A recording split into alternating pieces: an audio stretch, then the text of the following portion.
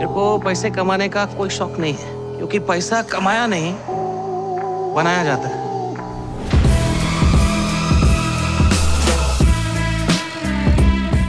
Hello and welcome guys, एक बार फिर से आप सभी लोगों का स्वागत है हमारे इस यूट्यूब चैनल जिसका नाम है रिव्यू वाला लड़का। और आज हम करने जा रहे हैं एक बहुत ज़्यादा फेमस हुई वेब सीरीज़ की सेकंड इंस्टॉलमेंट का रिव्यू। जी हाँ, इसकी पहली इंस्टॉलमेंट स्कैम 1993 हर्षद मेहता जो कि स्टॉक मार्केट एक्सचेंज में घोटाला हुआ था उसके ऊपर बेस्ड थी, जो काफ़ी ज़्यादा इंडिया में नहीं इंडिया के बाहर भी उस वेब सीरीज़ को सराहा गया। और सेम प्रोडक्शन हाउस सेम लोग फिर से एक और लेकर आए हैं, स्कैम 2003। अब्दुल करीम तेलगी ने जो स्टाम्प पेपर घोटाला किया था भारत के अंदर, उसके ऊपर एक और बार एक 10 एपिसोड की वेब सीरीज़ सोनी लिव पर आई है। वो ही प्रोडक्शन है, बस एक चीज़ जो चेंज है, 1993 स्कैम जो आई थी उसको डायरेक्शन किया था हंसल मेहता ने, लेकिन इस बार जो स्कैम 2003 आई है उसका डायरेक्शन किया है तुषार हीरानंदानी ने। तो क्या स्कैम 1993 की तरह स्कैम 2003 भी उतनी ही इम्पैक्टफुल दिखाई देती है स्टोरी वाइज, एक्टिंग वाइज और स्क्रीन प्ले वाइज, या फिर ये उससे हल्की है? इसके बारे में बात करेंगे, लेकिन सबसे पहले जान लेते हैं कि स्कैम 2003 जो कि स्टाम्प पेपर घोटाला है वो क्या था और किसके द्वारा किया गया था।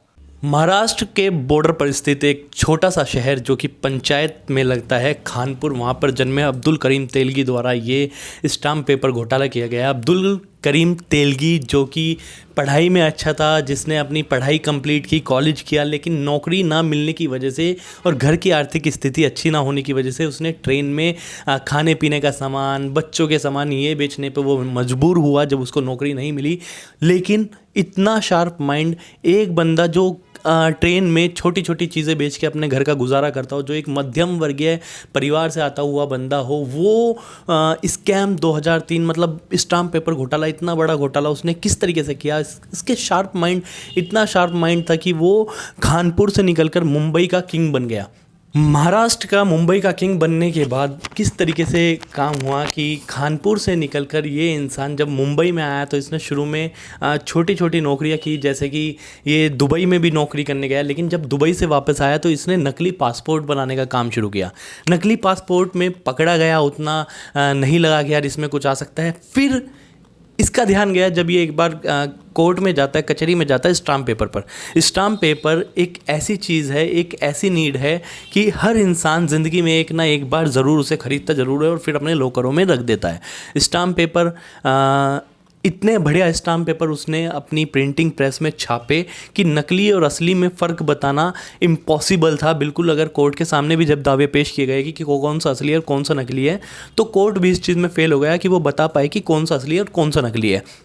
ये किस तरीके से हुआ? ये इस तरीके से हुआ कि जितना भी स्टाम्प पेपर था, स्टाम्प पेपर छपका था, स्टाम्प पेपर जो छपाई होती थी वो होती थी पुणे के प्रिंटिंग प्रेस में। पुणे में एक स्टाम्प पेपर प्रेस है, वहाँ पे छपाई होती थी। उसका जो कलर आता है, उसके जो पेपर्स आते हैं वो सब अलग होता है, मतलब नॉर्मल पेपर से अलग होता है, नॉर्मल छपाई से अलग होता है। सबसे पहले उसने करप्शन फैलाया उस प्रिंटिंग प्रेस के, पुणे की प्रिंटिंग प्रेस के अंदर। अच्छा, अब क्या था कि करप्शन का हाथ प्रिंटिंग प्रेस पुणे तक तो पहुंच ही चुका था, लेकिन उसके साथ साथ शासन और प्रशासन का हाथ होना साथ में ज़रूरी था। तो दूसरी जो सीढ़ी चढ़ी करप्शन की, वो चढ़ी पुलिस वालों को, प्रशासन को अपने साथ लेने की। उसने मुंबई पुलिस के अंदर जितने भी अच्छे पद पर बैठे हुए प्रशासन के अधिकारी थे, सबको पैसे का लालच देकर, अच्छे अच्छे गिफ्ट देकर, महंगे महंगे गिफ्ट देकर सबको अपने साथ कर लिया, जिससे कि वर्दी का हाथ, पुलिस का हाथ उस तक पहुँच ही ना सके। तीसरी करप्शन जो फैलाया और जिनका सर पर हाथ रखने के बाद अब्दुल करीम तेलगी यहाँ से फर्राटा भर के बिल्कुल हवाई जहाज़ की तरह उसका करप्शन उड़ा, वो थे पॉलिटिशियंस। सबसे पहले पॉलिटिशियंस, जो सरकार उस टाइम महाराष्ट्र में थी, उन लोगों के साथ पैसा वहाँ तक पहुँचाया, चंदा दिया, उसे सत्ता में लाया। फिर दूसरी जो विपक्षी पार्टियाँ थी उनको भी पैसा दिया, तो हर तरीके से अपने हाथ को मजबूत कर लिया। लेकिन कहते हैं ना, ये करप्शन की जो नैया है ज़्यादा टाइम तक नहीं चलती। जिस दिन करप्शन की नैया उसकी पता चली तो महाराष्ट्र की शासन, प्रशासन, पॉलिटिक्स ने सबने हाथ खींच लिए और ये बात चली गई कर्नाटक तक। कर्नाटक पुलिस के हाथ जब इसके सारे दस्तावेज लगे, एक स्टाम्प पेपर की गाड़ी पकड़ी गई, क्योंकि कर्नाटक की पॉलिटिक्स में भी अब्दुल करीम तेलगी का बहुत ज़्यादा हाथ रहता था हमेशा से, वहाँ के पॉलिटिशियंस के साथ उसका हमेशा से साथ रहा, हमेशा उसने वहाँ पे चंदा पहुँचाया। लेकिन जब उसने वहाँ पर अपने पैसे की देना बंद कर दिया, अपना पैसा वहाँ तक पहुँचाना बंद कर दिया, चंदा जो भी राशि होती है वो देनी बंद कर दी, तो उसका जो स्टाम्प पेपर घोटाला था, जो स्टाम्प्स जाते थे स्टेट्स में अलग अलग, कर्नाटक की जो असेंबली जो गवर्नमेंट थी उन्होंने उसके जो ट्रक जाते थे उस पर छापा पड़वाया और इसी हिसाब से अब्दुल करीम तेलगी का नाम इस करप्शन की रेस में खुलता चला गया। फिर उसके बाद क्या, उसके बाद केसेस लड़ता रहा, कभी कर्नाटक जेल, कभी पुणे जेल, कभी अरवड़ा में, कभी मुंबई में, और फिर एक समय आया 2007 जब अब्दुल करीम तेलगी ने कोर्ट के आगे अपने सारे जितने भी कच्चे चिट्ठे थे, जितना भी करप्शन था, जितना भी स्कैम किया था, सबको कबूल कर लिया और किसी भी पॉलिटिशियन या किसी भी अधिकारी का या किसी भी बड़े इंसान का नाम लेने से मना कर दिया और कहा कि इस सब का ज़िम्मेदार मैं हूं और मुझे ही सज़ा होनी चाहिए। फिर अब्दुल करीम तेलगी ने 10 साल जब जेल में बिताए, 2007 में जब अपने गुनाह कबूल करने के बाद अब्दुल करीम तेलगी को जेल में डाल दिया गया, तो 10 साल बाद 2017 में अब्दुल करीम तेलगी जेल के अंदर मृत घोषित पाया गया। तो ये रही कहानी।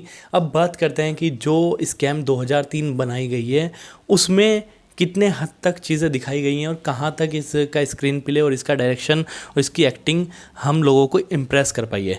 देखिए, अगर बात करूँ एक्टिंग लेवल पे, तो एक्टिंग लेवल पे जो किरदार अब्दुल करीम तेलगी वाला निभाया गया है वो मतलब पूरी आपको वाइब देता है, फील होता है कि हाँ यार ये बंदा बिल्कुल सेम। एक तो कास्टिंग वाले की बहुत ज़बरदस्त चीज़ ये है कि जैसा रियल में अब्दुल करीम तेलगी लगता था वैसा ही बंदा उठाकर लाकर यहाँ पे रख दिया और उसने बहुत ही अच्छी तरीके से अब्दुल करीम तेलगी के कैरेक्टर को निभाया है।